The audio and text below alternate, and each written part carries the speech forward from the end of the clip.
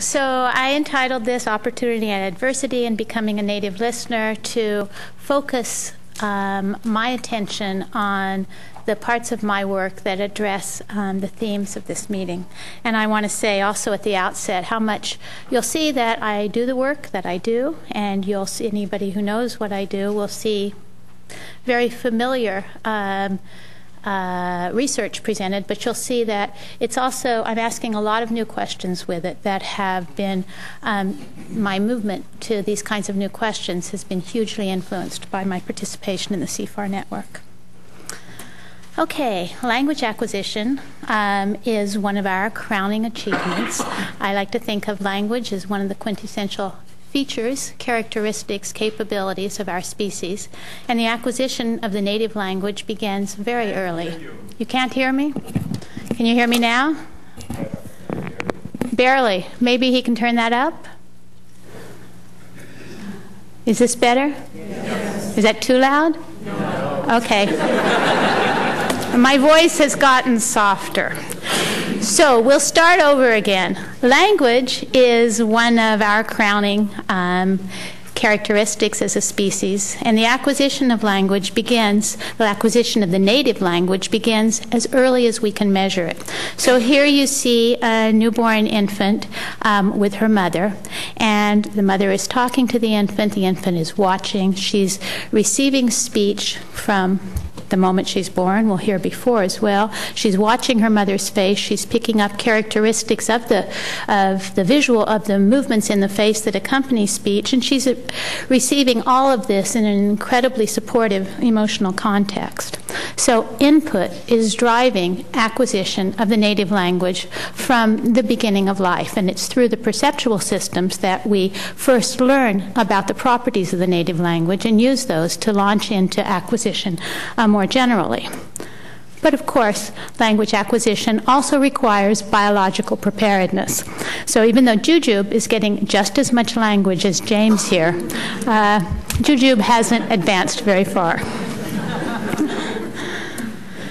And indeed, there is neural specialization for speech at birth. So since 2002, we've known from the work of Marcela Pina that the brain responds differently to forward versus backward speech, even in a newborn infant.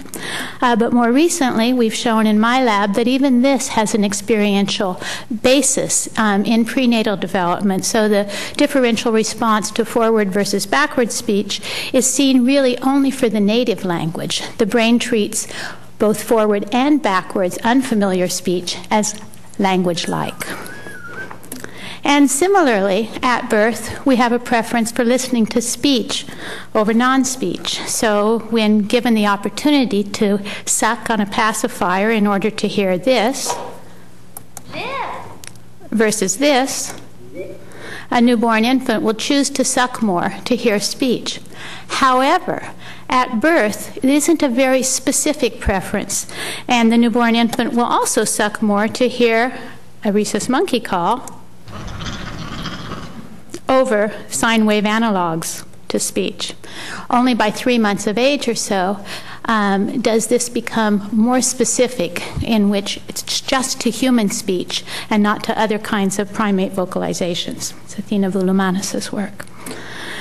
And tuning to different properties of the native language then continues at different ages. So we have this biological preparation. We show a differential response to speech versus non-speech, but it's already showing some tuning very early in life. As we develop, we tune to the properties of more advanced properties of the native language versus unfamiliar languages, the vowel categories, the consonant categories, etc. And these work together, I'll show you very briefly at the end, in a cascading model to help move us into acquisition of the native language, to pull out words, attach them to meaning, learn the syntax, etc. And one of the questions that's sort of the holy grail in language acquisition is, are there critical or sensitive periods in acquisition, and how set are they?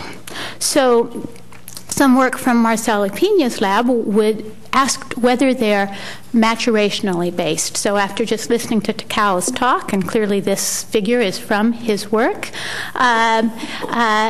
one might think that some of these would be maturationally based and perhaps others not.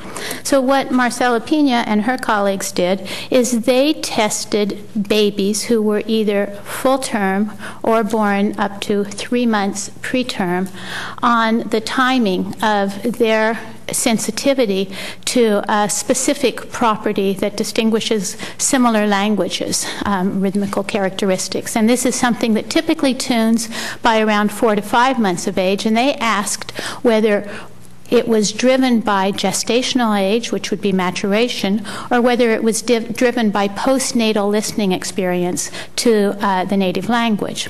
And what they found in this study is that it was driven by maturational age, not postnatal listening experience. So this seems to be a sensitive period that is maturational. It comes online at a point in development independent of the amount of postnatal listening experience. However, as you heard in Takal's talk, there are some critical periods in the visual system that can be changed not just by drugs or genetic knockouts, but by experiential conditions such as dark rearing. So one of the questions that we've been interested in is, are there experiential influences on the timing of these sensitive periods? Can we move them around, or do they move around as a function of the type of environments that infants find themselves in? So that's just, can the timing of different critical periods be changed, and does it have consequences for later language acquisition?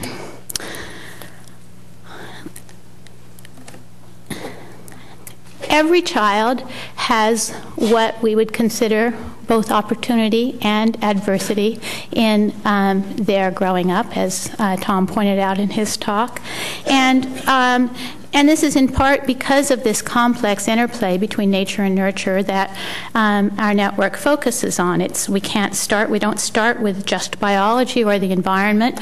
As soon as we can measure biology, it's already been shaped in part by the environment, and as soon as we can measure environmental influences, they've already been selected in part by the biology. And these, as we know, transact together across development. And what's opportunity for one child may be adversity for another, depending upon this complex interplay between nature and nurture. But nonetheless, we have to try to make a stab at understanding how different environments might work and which ones might be opportunity for any particular child, and which ones might be adversity, and in a mechanistic type way from the kind of work that Takao and others are doing, whether we can then intervene.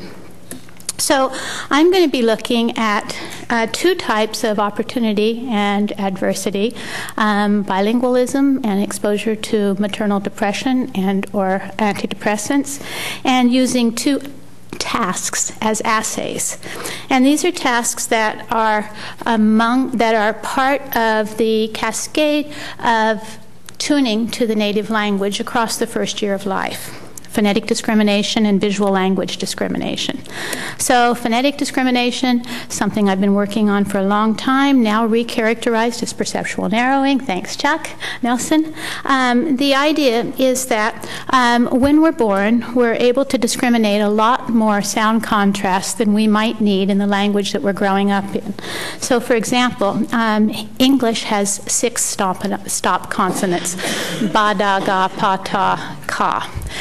A language like Hindi has 16 stop consonants. So there are distinctions in there that we as English speakers don't use. And I'll just play you one of them, maybe. Da, da, da. Okay, so those are da to you. But to a Hindi speaker, they're as different as ba and da. And it turns out that to a young English learning infant, they're also as different as ba and da. So at 6 months of age, an English learning infant is as able to discriminate that as they are ba from da. By the time that they're 10 to 12 months of age, they're not doing well at all, however, unless they're growing up in a language like Hindi where it's used.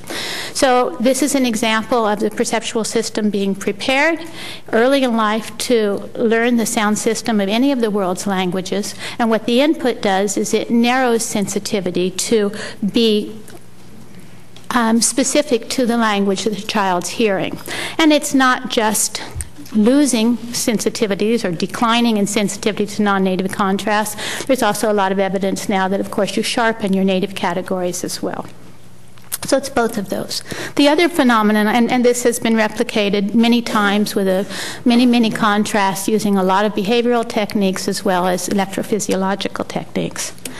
The other phenomenon that I want to use as an assay is visual language discrimination. And here again, we have perceptual narrowing. So what we did in this study is we asked whether babies could use cues in talking faces to discriminate one language from another. This came from, it was one of my first trips to Japan. I was in a noisy train station. The signs were all in Japanese. I was hopelessly lost. I didn't know, what I should do, and so I was looking around the crowd for somebody who might speak English. I couldn't hear voices over the cacophony, and all the faces were Japanese. And so I was desperately trying to find somebody in the crowd who might speak English. And you find yourself looking for visual cues in talking faces. So the question we asked is this a cue that babies can use to distinguish one possible language from another? And this was actually Nuria Sebastian Gallus was thinking the same things. So this is a study that we came up with together. Whitney Wykeham was a PhD student who really turned this into something along with Athena Voulimanis. So the way you do this task is you habituate babies, you show them we showed them 3 different bilingual speakers, one at a time, over and over again, reciting sentences in one language. And they saw those until they got bored, so their looking time declined to a criterial amount. And we said they had habituated. And in the experimental groups, they were now showing the same speakers producing yet new sentences in in a different language. The control group got the same language. So you first saw Julie speaking English, and now she's speaking French. And we asked whether babies could discriminate that change. And what we found is that at 4 and 6 months of age, English monolingual learning infants could discriminate the change from English to French or vice versa. Of course, it was counterbalanced. But by 8 months of age, they were no longer doing so. So this is some tuning that seems to happen by around 8 months of age. It's sensitivity to cues in talking faces, and I can talk to you about what we think they are at the end of the talk if you want, that's there in the young infant and is no longer maintained in a monolingual infant by 8 months of age. Okay, so these are our 2 tasks that will be the assays of the environmental effects of different types of opportunity and adversity. So the first one is bilingual first language acquisition. So these are kids who are growing up with 2 languages from birth. Clarissa is growing up bilingual with Spanish and English. Her mother speaks Spanish and English. Her father speaks really just Spanish. You should hear his English. So, and we tested children we and other people, Laura Bosk and Nuria Sebastian Gallus did the first work on bilingual speech perception. First of all, on different types of speech sound contrasts, phonetic discriminations, consonant distinctions, vowel distinctions. And what's been found now across about a dozen studies is that by 10 to 12 months of age, babies who are growing up bilingual maintain the distinctions used in each of their native languages. So this, in some ways, is an opportunity that they now have a phonetic repertoire that's richer than a monolingual child has. They have the distinctions of each of their native languages. The data are inconsistent, but there's also some evidence in there that this might take a little bit longer to get established in the bilingual. And if you think about it, there is less input in each language for the bilingual child, so it wouldn't be a surprise that it would take a little bit longer. It doesn't take a lot longer, just a little bit, but the input does play a role. And if Anne Fernald were here today, she'd be talking about some wonderful work on the role of the input in both monolingual and monolingual children, and how the amount of input does have processing consequences. But here then, bilingual babies, by by 10 to 12 months, are maintaining the distinctions used in each of their native languages. And similarly, we asked about discrimination in babies who are growing up bilingual. So I had shown you the results with monolingual babies, that they can discriminate the change from English to French in talking faces at 4 and 6, but not at 8 months of age. But if we bring, that's the monolingual babies at 8 months of age, if we bring bilingual French-English babies into the lab, they're still able to discriminate the change from English to French at 8 months of age.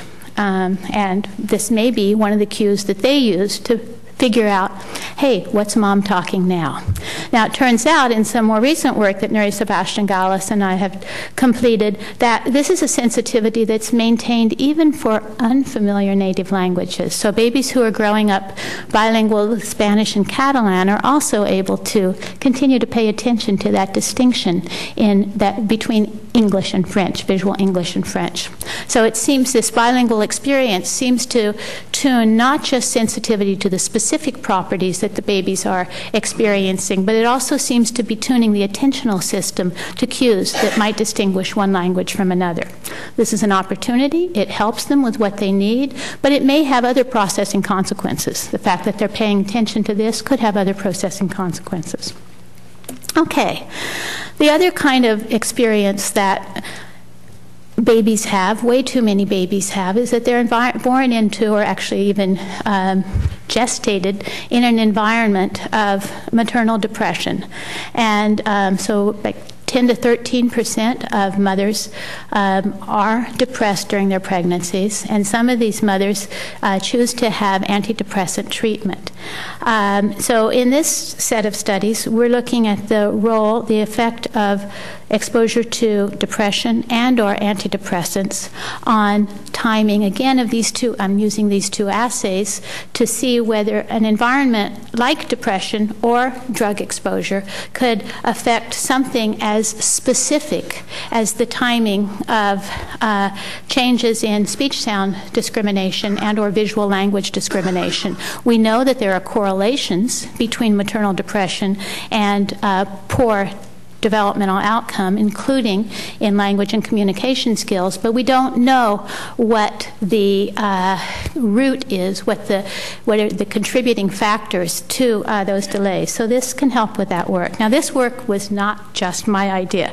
This is work that Takal Hinch and I originally conceived to test the role of benzodiazepines as a GABA mediator on the inhibitory-excitatory balance. We would have a mechanistic explanation for any kind of drug exposure that we found.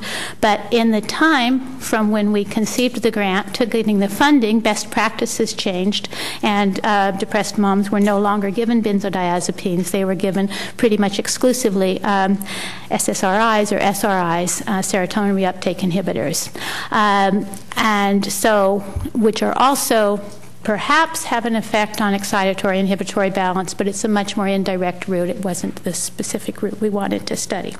We teamed up with Tim Oberlander, who's a developmental pediatrician at UBC, who does work on state regulation, maternal depression, its effect on the HPA axis, looks at different alleles of the serotonin transporter gene, and has a wonderful lab where he brings in moms he identifies mothers who are depressed in the second trimester of pregnancy and follows them through their pregnancies into postnatal development. And he joined with this team and allowed us to put our study on top of his study so that we could test the babies. And Whitney Wykeham is the postdoc who really drove this research. Okay. Now, SRIs, as I mentioned, have many consequences on child outcome. But there's a recent study that came out just recently in PNAS that shows that they affect the perceptual systems quite specifically as well. So circuitry, in addition, they even affect tonotopic organization in the primary auditory cortex.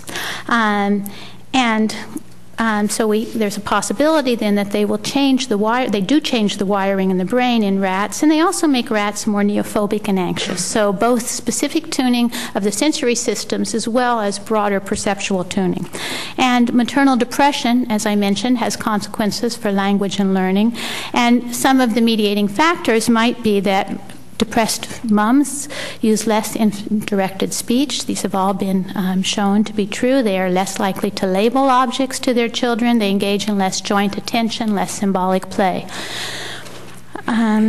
So we asked, so this is with Takao Hinch, Tim Oberlander, and Whitney Wycombe, whether exposure to SRIs and or maternal depression impact the timing of change on these two tasks. And first, the speech perception task and the visual language task. And first, I'll just talk about babies between 6 and 10 months of age. So if you remember, in our typically developing infants, at 6 months, a monolingual infant can discriminate the Hindi, retroflex dental, da-da distinction, and can discriminate visual English from visual French. So we asked here, we looked at 3 groups of infants whose mothers were either non-depressed, non-treated, so normal moms who were depressed, well, they're all normal moms. These are depressed moms who chose not to be treated is group 2, and group 3 is depressed moms who were given, who had selected to have SRI treatment. What we found is that in our control group, as we expected, although we used a slightly different behavioral paradigm, at 6 months of age they discriminated the native distinction, and at 10 months of age they didn't. So that's the pattern that one would expect.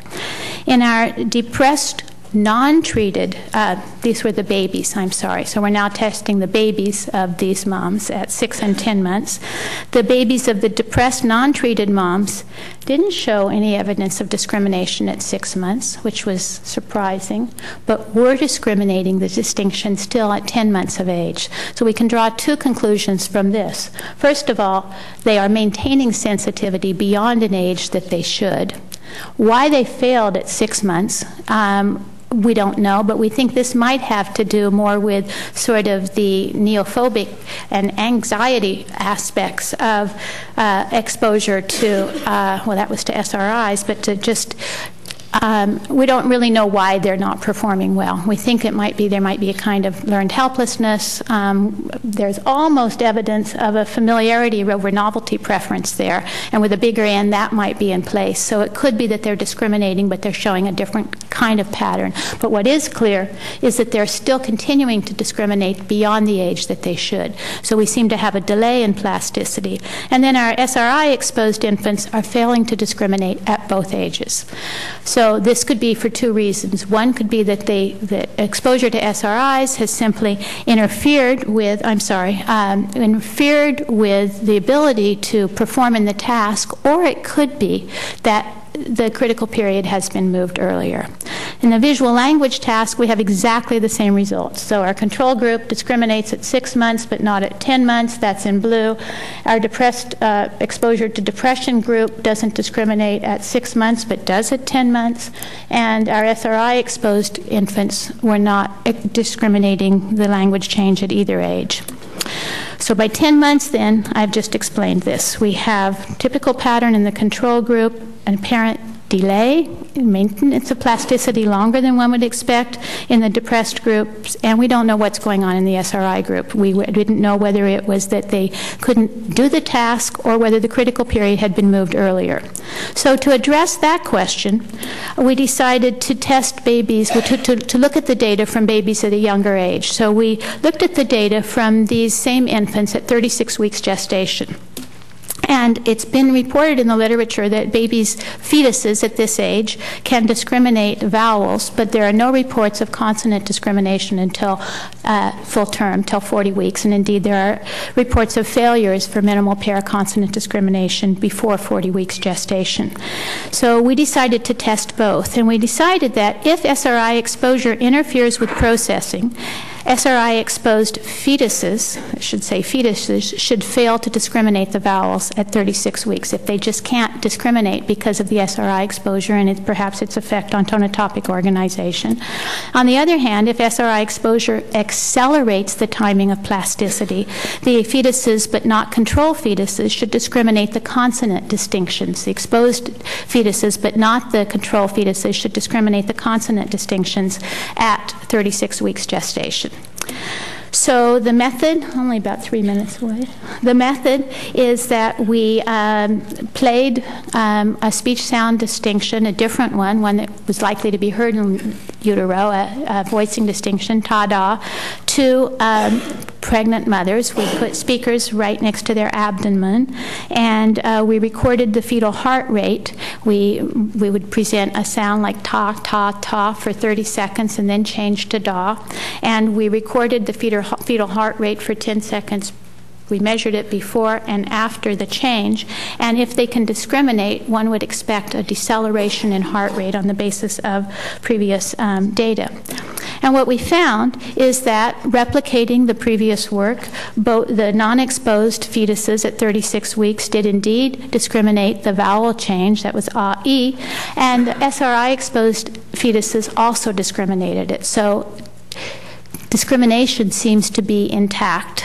But when we looked at the consonants, we see that the non-exposed, again, replicating previous work, failed to discriminate the consonant distinction at 36 weeks gestation, whereas the SRI-exposed fetuses did.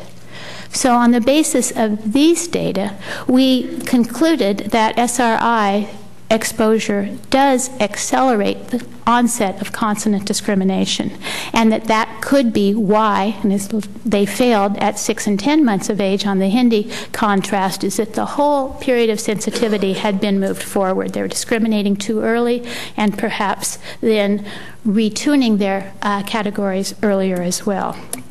And acceleration may or may not be advantageous. Changes in performance, as I mentioned earlier, on one task impact later language skills.